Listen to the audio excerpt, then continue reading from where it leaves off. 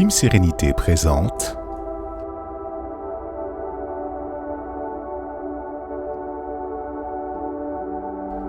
5 minutes de pause.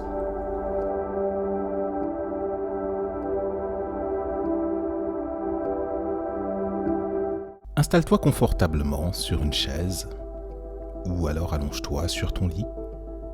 Prends une grande inspiration profonde en gonflant le ventre et expire en fermant les yeux, en cherchant la détente, la relaxation. Non pas dans le but de recevoir une méditation guidée, mais pour t'accorder 5 minutes de pause et mettre l'accent sur l'idée que tu joues avec la qualité. La qualité, cette chose dont tout individu se réclame dès qu'il s'agit de faire part d'un savoir-faire, de faire part d'une pensée, de faire part d'un savoir-être. Bien entendu, la subjectivité pour apprécier cette qualité fait résonance avec notre histoire profonde. Elle fait résonance avec notre culture du beau, notre culture du rigoureux, notre culture du transformateur, notre culture de l'intellectuel. Inspire profondément. Et lorsque tu expires, lâche prise complètement avec la définition que tu peux te faire, à l'heure où tu entends ces mots, de la qualité. La qualité réside avant tout dans la culture de ce que tu représentes à l'intérieur de toi-même. Je fais appel ici à l'image que tu te représentes de ce que tu véhicules. Et lorsque tu te lèves le matin et qu'il t'arrive de te regarder dans la glace pour faire un état de ton visage, de ton corps, de ton énergie, est-ce que ce que tu vois en face de toi est qualitatif?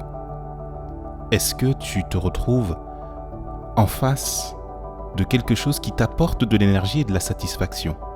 Bien entendu, il ne s'agit surtout pas d'apporter quelconque image erronée ou de la validation de l'extérieur. Il s'agit en fait à l'intérieur de toi-même, dans la relation que tu entretiens avec toi-même. Quelle est ta conception de la qualité à partir du moment où tu es en contact avec ce qu'il y a de plus perceptible, c'est-à-dire ton corps, c'est-à-dire tes pensées, c'est-à-dire ton émotionnel.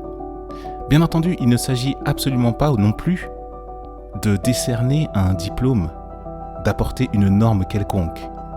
La qualité, c'est d'abord la façon dont tu la résumes. Et surtout, une fois que tu as répondu à cette question d'appréciation de toi-même, qu'est-ce que tu en fais pour autrui? Comment ta parole se répand? Comment est-ce que ta pensée est comprise? Comment elle est perçue?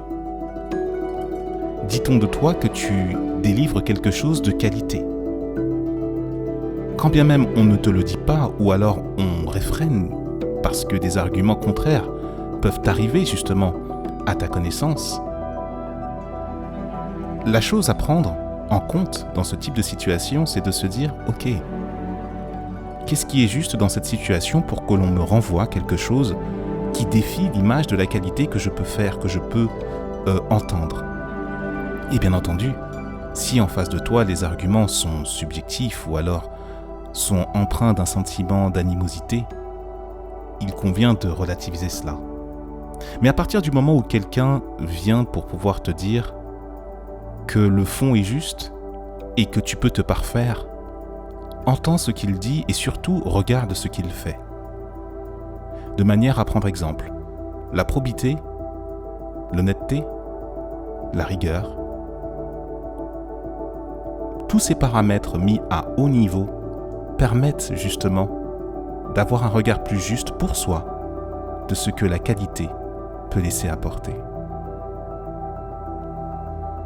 Là encore, accueille cela comme une véritable source de fraîcheur à partir du moment où tu as tendance à te voir moins beau, ou alors que tu laisses les autres parler pour toi et dire que tu n'es pas au niveau, que tu es en dessous. Ne le prends pas personnellement. Prends juste le fait que, comme nous tous, tu as tout à gagner en mettant de la qualité dans tout ton spectre de vie.